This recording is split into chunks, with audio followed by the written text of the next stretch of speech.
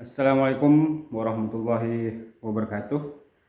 Selamat siang, karena pada hari ini kita berada di siang hari. Salam sejahtera untuk kita semua. Salam kebajikan. Selamat datang dan selamat bergabung di channel ini.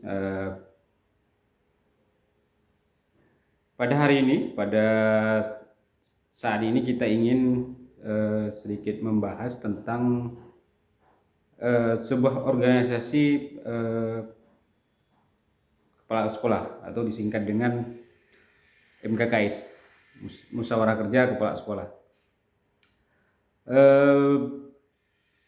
Tentu kita tahu bahwa sekolah ada kepala sekolah sebagai penanggung jawab seluruh kegiatan di sekolah. Menjadi kepala sekolah tentu bukan sebuah perkara mudah, ya juga bukan merupakan perkara yang gampang. Tentu karena selain harus bisa memimpin, kepala sekolah juga harus mempunyai sebuah jiwa, baik itu jiwa manajerial, jiwa kewirausahaan, dan kemampuan-kemampuan lain yang yang dituntut dimiliki oleh kepala sekolah, sehingga kepala sekolah itu bisa sukses memimpin sekolahnya.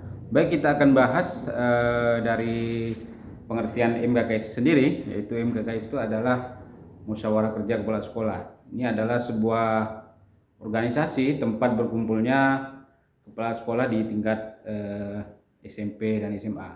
Kalau kita bapak-bapak dan ibu-ibu berada di menjadi kepala sekolah SMA, maka ia akan tergabung kepada MKKS SMA. Terus kita selanjutnya adalah MKKS ini perlu juga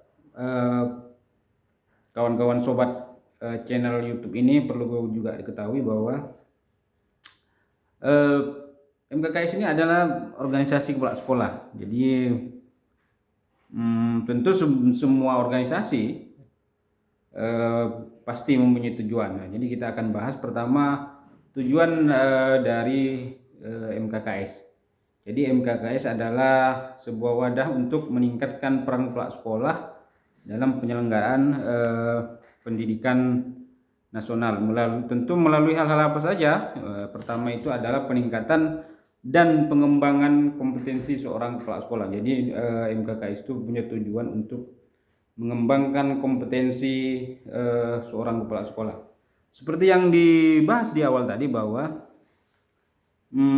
menjadi kepala sekolah di era yang disruptif seperti ini, atau di era 4.0 atau 4.0, perlu dituntut sebuah sikap atau kemampuan-kemampuan. Maka di MKKS ini wadah untuk mengembangkan kepala sekolah, mengembangkan kompetensi-kompetensinya.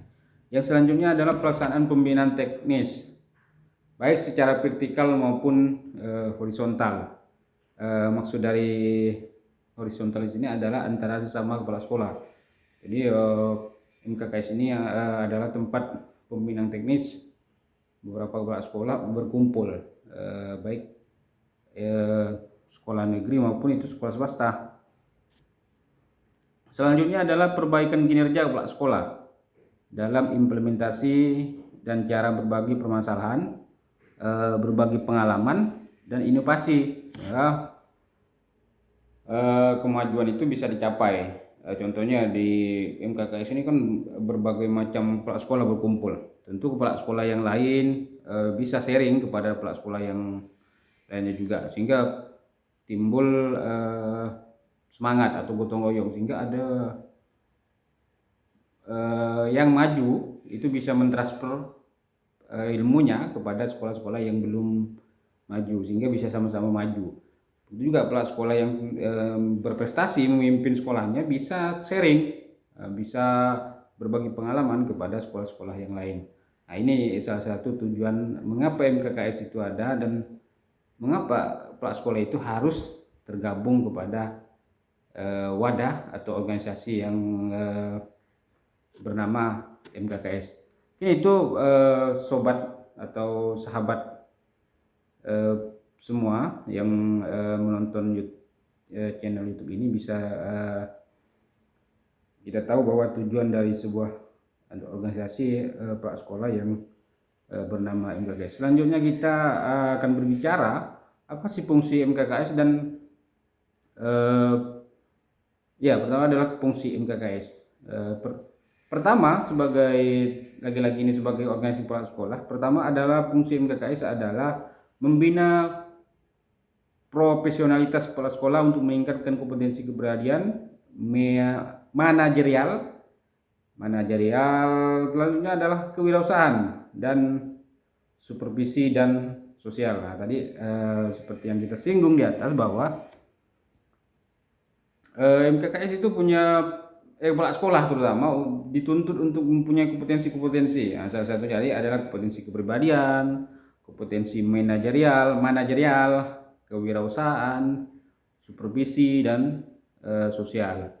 Oke, selanjutnya adalah menumbuhkan semangat kerjasama antar kepala sekolah sebagai upaya untuk meningkatkan mutu pendidikan. Nah, ini kalau lagi-lagi kita berbicara tentang pendidikan, bahwa pendidikan ini adalah sebuah jalan, ada sebuah peta jalan untuk memajukan Indonesia atau negara kita, karena tanpa pendidikan bangsa kita atau kita sendiri itu tidak akan mengalami kemajuan. Dan saya yakin teori itu bahwa pendidikan itu penting. Di sinilah yang tujuan atau fungsi MKKS menumbuhkan semangat kerjasama. Jadi kepala sekolah bisa bekerja sama untuk mencapai tujuan organisasi ini. Selanjutnya adalah menyebarkan informasi dan inovasi untuk mengembangkan mutu pendidikan. Nah, jadi fungsi MKKS selanjutnya adalah menyebarkan informasi dan inovasi. Artinya di sini kita saling sharing inovasi apa yang telah dilakukan kepala sekolah dalam memimpin sekolahnya. Terus informasi apa yang berkembang, sehingga kepala sekolah bisa menyusun langkah-langkah ke depan apa yang akan kita wujudkan atau kita aplikasikan di sekolah kita masing-masing. Nah, itu yang nomor 3 yang perlu kawan-kawan kepala sekolah bisa ketahui dari fungsi MKKS ini. Selanjutnya yang keempat adalah menjalin persatuan dan kesatuan untuk menumbuhkan rasa percaya diri dalam mengemban tugas. Jadi kalau menurut ada semacam celoteh lah dari kawan-kawan bahwa menjadi kepala sekolah itu tidak sembarangan orang bisa menjadi kepala sekolah gitu kan, apalagi pada zaman sekarang atau pada saat ini untuk menjadi kepala sekolah itu harus ada NOK, namanya nomor unik kepala sekolah. Jadi memang kepala sekolah ini selain dituntut kemampuan-kemampuan yang di atas saya sebutkan tadi, yang selanjutnya adalah kemampuan untuk percaya diri. Ini yang percaya diri ini menurut beberapa ahli motivasi bahwa ini penting untuk semangat kepala sekolah dalam memimpinnya. Kalau tidak percaya diri dalam mengemban tugas, ya kita tidak akan enjoy melaksanakan tugas dan fungsi kita sebagai kepala sekolah. Selanjutnya adalah sebagai media bagi kepala sekolah untuk memberikan tanggapan atas kebijakan pemerintah beserta penerapannya di sekolah. Nah, ini karena lagi-lagi sekolah itu berada di bawah pemerintah daerah. Kalau SMA itu kan ada di bawah pemerintah provinsi, maka biasanya kebijakan-kebijakan itu dari provinsi itu biasanya turun dulu ke MKKS kan, atau diajak ngobrol, atau ada apapun kebijakan itu bisa diseringkan dengan MKKS sebagai wadah berkumpulnya kepala sekolah. Nah, itu sedikit tujuan dari fungsi dari MKKS. Selanjutnya adalah kepengurusan. Ini ngomongnya kok agak keselio terus lidah ini. Selanjutnya adalah keberadaan kepengurusan MKKS. Jadi keberadaan MKKS tidak hanya terbatas pada kecamatan, karena bisa sampai ke kabupaten atau disebut MKKS rayon. Nah, ini Tapi kepengurusan MKKS, kalau kita dari berbagai sumber yang saya baca, itu pertama itu ada ketua. Jadi ketua ya sama lah dengan beberapa organisasi-organisasi yang lain. Itu ada ketua. Ketua itu berperan mempersiapkan rapat koordinasi serta merencanakan kegiatan berdasarkan hasil rapat koordinasi ya. Jadi kalau kata kawan-kawan, ketua itu bersifat koordinasi atau koordinatif. Artinya berkoordinasi dengan berbagai pihak. Dia tak lagi kalau ketua itu tidak lagi berbicara atau masuk kepada wilayah teknis di lapangan. Tapi ketua itu ada fungsinya untuk berkoordinasi, menjalin komunikasi dengan beberapa pihak lain untuk terkait program kerja-kerja organisasi dan kebijakan-kebijakan dari Dinas Pendidikan dan Kebudayaan. Selanjutnya ada sekretaris. Sekretaris itu berperan untuk mempersiapkan keperluan kehumasan guna menyebarkan kegiatan MKKS. Jadi sekretaris itu hampir ya pasti sama dengan organisasi-organisasi yang lain. Itu biasanya buat surat menyurat, terus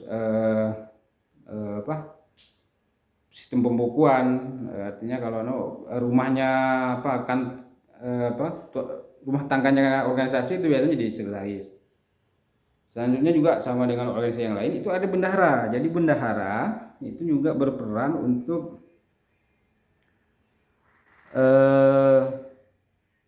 memeriksa dan mengelola keuangan. Jadi memang meskipun organisasi MKKS ini tidak ada uangnya, tetapi bendahara itu di mana-mana organisasi dia adalah berfungsi untuk mengatur keuangan. Kalau di organisasi-organisasi yang lain, mungkin di organisasi yang banyak anggotanya mungkin kan bisa iuran anggota atau yang lainnya itu.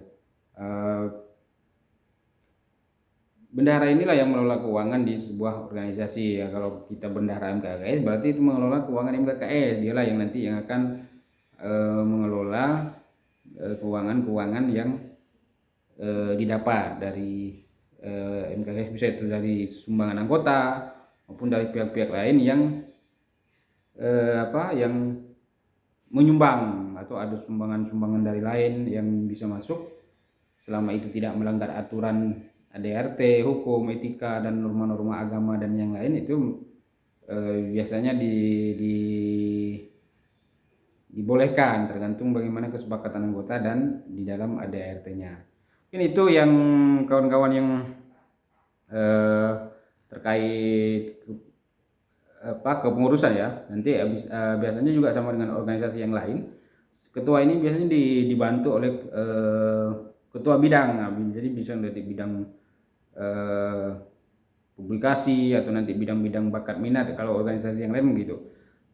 Mungkin guys nanti bisa menyesuaikan lah bidang apa yang disusun oleh pengurus tadi. Selanjutnya ini yang beberapa sumber dari buku dan dari Google yang saya cari atau saya searching. Ini ada beberapa yang bisa ada biasanya di MKKS itu adalah program kerja di bidang manajerial. Jadi satu itu membuat rencana program sekolah, kedua adalah menjadi pengelola standar nasional pendidikan, menjadi pengawas dan evaluator. Selanjutnya adalah menjalankan kepemimpinan sekolah. Selanjutnya adalah mengelola sistem informasi yang ada di lingkungan sekolah. Yang kedua adalah program kerja bidang kewirausahaan. Jadi membuat rencana, pertama adalah membuat rencana untuk mengembangkan kewirausahaan sekolah. Yang kedua adalah mengembangkan program kurikulum sekolah. Yang ketiga adalah mengevaluasi jalannya kewirausahaan di sekolah. Yang ketiga itu program kerja di bidang supervisi. Jadi membuat rencana supervisi guru dan tenaga pendidikan. Selanjutnya adalah menjalankan supervisi guru. Yang ketiga adalah menjalankan supervisi tenaga kependidikan. Yang keempat adalah mengadakan tindak lanjut hasil supervisi tenaga guru sebagai upaya untuk meningkatkan profesionalisme. Selanjutnya adalah mengevaluasi jalannya supervisi guru dan tenaga pendidikan. Yang selanjutnya mengadakan tindak lanjut dari hasil evaluasi dan melapornya kepada guru dan tenaga kependidikan. Selanjutnya ada program kerja pengembangan. Jadi program kerja pengembangan ini dilakukan untuk Kegiatan pengembangan keprofesian berkelanjutan, atau ini disebut dengan PKB, atau SIM. Kalau kita guru itu kan ada SIM PKB. Pertama itu adalah bimbingan pelaksanaan untuk penelitian tindakan kelas, seminar, lokakarya, kolokium, simposium, dan diskusi panel. Menerbitkan dan mengelola website jurnal ilmiah dan bulletin di sekolah, mengadakan pelatihan dan workshop untuk mengembangkan model pengelolaan sekolah, kegiatan lain yang berhubungan dengan peningkatan kinerja dan kompetensi kepala sekolah. Jadi dikembangkan lebih lanjut. Kegiatan yang berlangsung di dalam kelas adalah sebagai ikut melakukan koordinasi pelaksanaan ujian semester apabila dibutuhkan keseragaman soal di tingkat kabupaten.